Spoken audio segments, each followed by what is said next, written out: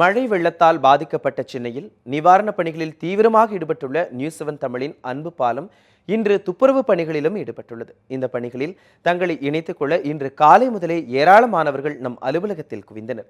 இதுகுறித்து நமது செய்தியாளர் செந்தில் தரும் கூடுதல் தகவல்களை இப்போது பார்க்கலாம்.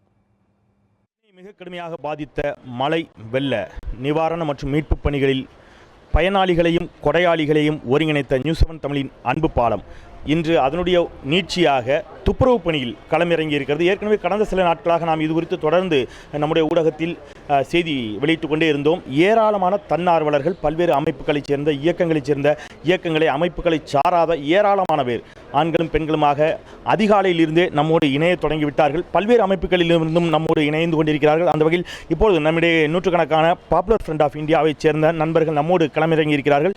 இவர்கள் ஏற்கனவே தொடர்ந்து சுத்திகரிப்பு பணியில் தூய்மை பணியில் சென்னை முழுவதும் ஈடுபட்டு கொண்டிருப்பவர்கள். அந்த வகையிலே அதில் அனுபவம் வாய்ந்த நூற்றுக்கணக்கான பாப்புலர் ஃப்ரண்ட் ஆஃப் இந்தியாவினுடைய நண்பர்கள் நம்மோடு இணைந்திருக்கிறார்கள். அந்த அமைப்பின் சார்பில் திரு அன்சாரி நம்முடைய இது குறித்து பேசுவதற்காக இருக்கிறார். வணக்கம். ஏற்கனவே நீங்கள் இந்த சுத்திகரிப்பு பணியில் கடந்த சில வாரங்களாக ஈடுபட்டிருக்கிறீங்க. நிவாரணம் மீட்பு பணியிலும் ஈடுபட்டு தொடர்ந்து சுத்திகரிப்பு பணியிலும் நீங்கள் ஈடுபட்டு கொண்டிருக்கிறீர்கள். இன்றைக்கு எங்களோடு இணைந்திருக்கிறீர்கள். வாழ்த்துக்கள், வரவேற்கிறோம். இந்த அனுபவத்தை எப்படி பார்க்குறீங்க? எந்தெந்த பகுதிகளில் என்ன மாதிரியான திட்டமிடலோடு களமிறங்கி இருக்கிறீர்கள்? தமிழகத்தில் கடுமையான வெள்ளப்பெருக்கு சென்னை, கடலூர், அதேபோல் காஞ்சிபுரம், திருவள்ளூர் போன்ற மாவட்டங்களில் ஏற்பட்டுள்ளது.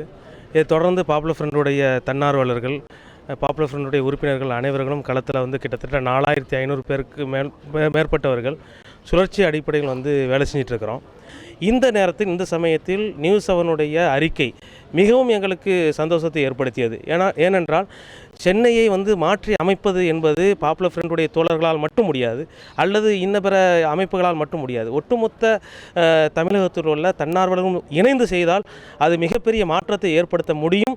அது ஒரு மிகப்பெரிய மக்களுக்கு தேவையான அவசியமான சேவைகளை ஆற்ற முடியும் என்ற அடிப்படையில் நியூஸ் 7 இந்த அறிக்கையை பார்த்து அவர்களோடு சேர்ந்து இணைந்து சென்னையை தூய்மைப்படுத்தலாம் என்ற தீர்மானத்தின் அடிப்படையில் நாங்கள் வந்திருக்கிறோம். எங்கள்கிட்ட இது சென்னை கிளீன் சென்னை என்ற ப்ராஜெக்ட் இதுக்கு முன்னாலேயே 4 நாளுக்கு முன்னாலேயே நாங்கள் இதை போட்டிருக்கிறோம். அந்த அடிப்படையில் உங்களோடு சேவை ஆற்றுவதில் மிக்க மகிழ்ச்சி அடைகின்றோம். உங்களை ஒருங்கிணைப்பதன் மூலமாக சென்னை ஒரு தூய்மையான சென்னையாக மாற்றக்கூடிய பணியில் நியூஸ் 7 தமிழ் தொலைக்காட்சி பொறுப்போடும் பொதுநலத்தோடும் ஈடுபட்டிருப்பது என்பது எங்களுக்கு உள்ளபடியே மகிழ்ச்சி. ஒன்றுபடுவோம், மீண்டெழுவோம். ஒளிப்பதிவாளர் சரவணனுடன் செந்தில், நியூஸ் 7 தமிழ்.